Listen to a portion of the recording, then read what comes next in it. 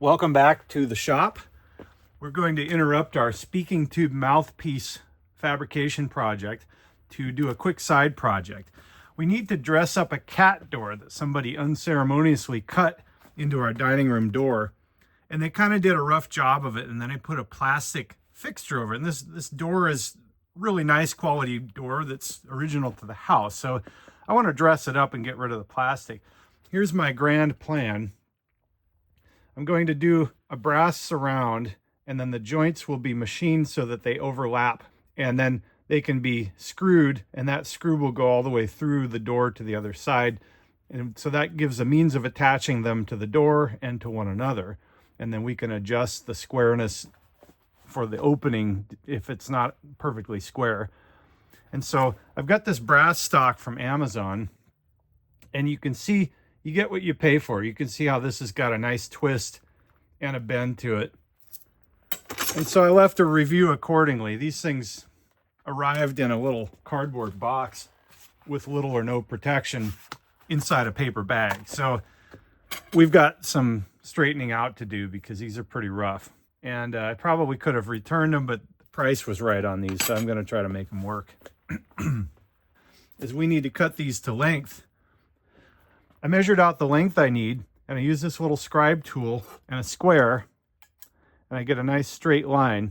There's a pre-existing scratch diagonally from shipping, but I can polish that out. That won't be a big deal because I'm going to machine these ends anyway.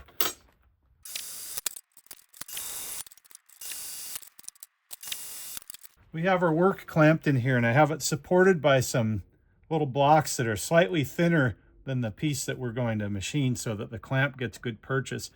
And I've got it pressed flat and clamped down in the tight in the vise.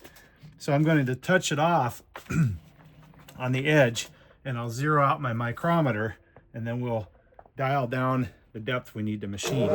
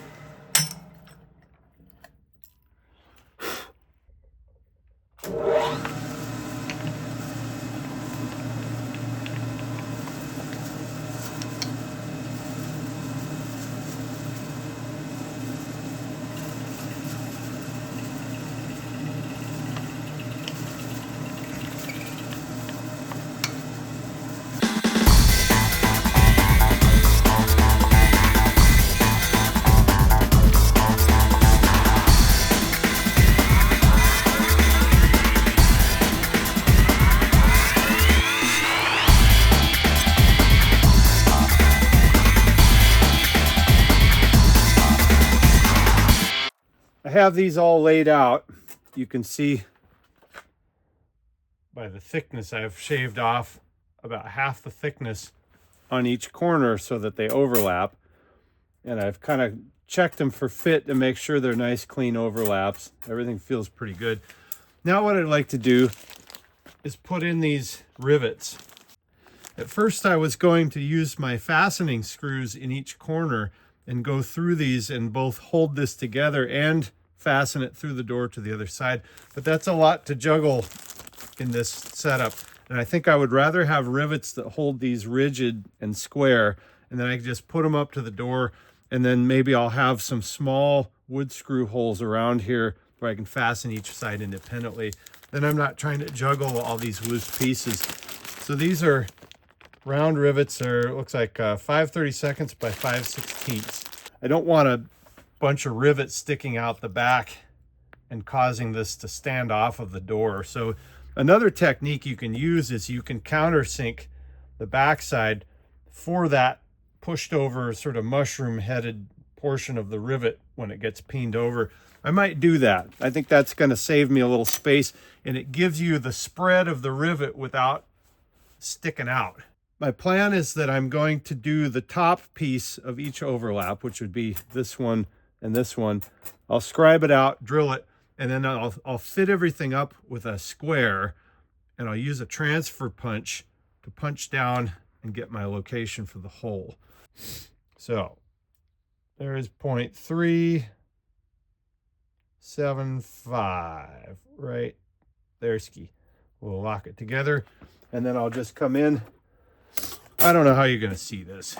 Let's do a little recombobulation here.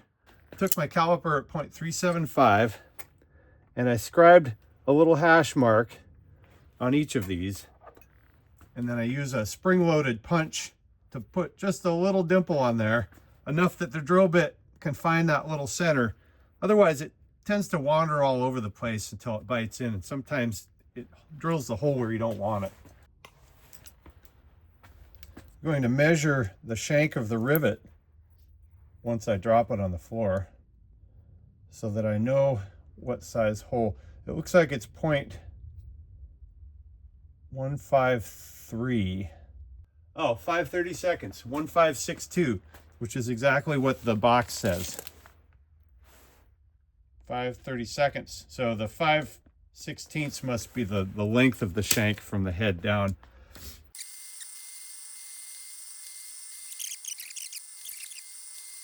We'll just use a hand drill. This works fine. You just clamp the work in and just lightly go over it, and it will clean up that hole nicely. And then let's do this side especially. Get rid of that burr, just like that.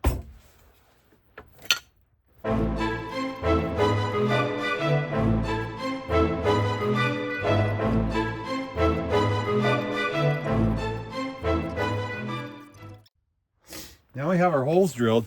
Let's make sure I have everything in the correct orientation. I noticed a couple of these were slightly wider, and so I had to machine the overlaps a little bigger to accommodate it so I didn't have ends showing through. I need to transfer that hole through to the other side. Let's do it this way. I think this is, we're just going to get the hole started.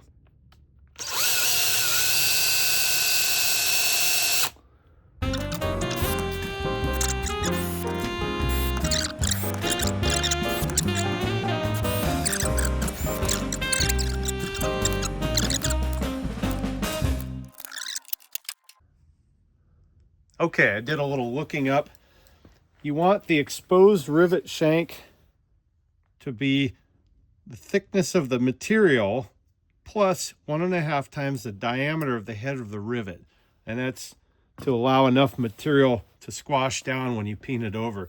So in our case, we've got 5/32, and then half of that would be 5/64. So we're at 0.234-ish. Let's bring that in close. So I've got the tail and I'm setting it at the depth. We're just slightly under the maximum depth, or the ideal depth, but we're not building an airplane here. So that should be enough material to mushroom over.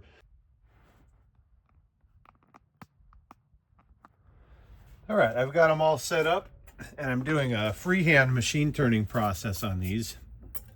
I don't need to be super precise.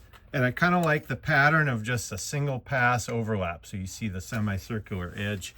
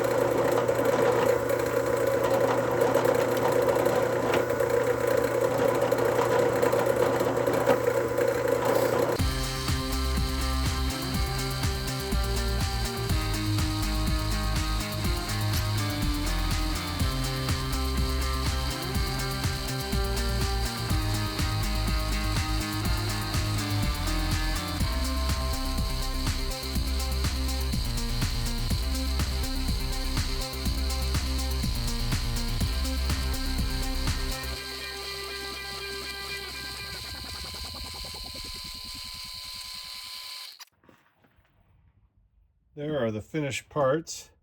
Kind of has a neat scalloped look. You can play around with these a lot to get different textures. We could have done half a circle here and then moved it over and done another half, and then we'd see quarters of circles. But I like this open pattern. I think this looks cool. Kind of reminds me of cat's eyes, which is exactly what will pass through these doors, are cats with eyes. Okay, I'm setting rivets now. I found out that these rivets kind of work harden.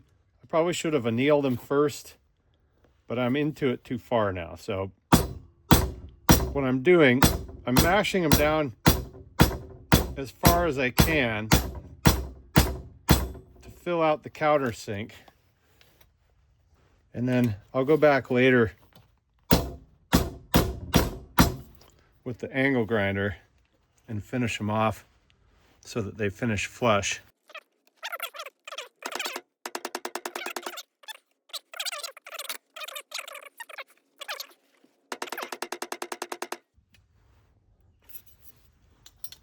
And if 2 of the 4 corners are square, we're square.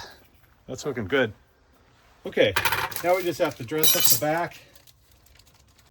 Okay, I cleaned up the back with a flapper wheel, and they're relatively flat now, but because I countersunk the back, there's still room for the mushroom to occur inside of the, the depth of the material.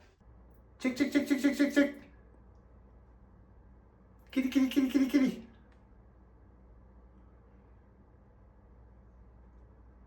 First cat through the door. Let's see if he'll come through. Come on, kitty. He's not so sure. He's asserting his independence. Come on, kitty meow. Here we go. Orange cat approved. Here's the final install.